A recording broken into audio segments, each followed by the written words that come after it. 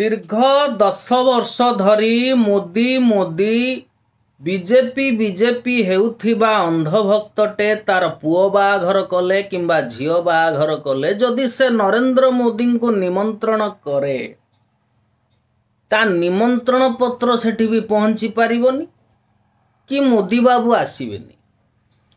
किंतु दीर्घ 10 वर्ष धरिकी ना बीजेपी नारा देइचंती ना बीजेपी रो पताका धरिचंती ना मोदी हेइचंती। किंतु अनंत अंबानी को विवाहघर को मोदी निश्चित जीवे। तार कारण कौन? ता कारण होउसी साधारण भोटर साधारण अंधभक्तों पाखरु 5 वर्ष रे थरे प्रॉफिट मिले।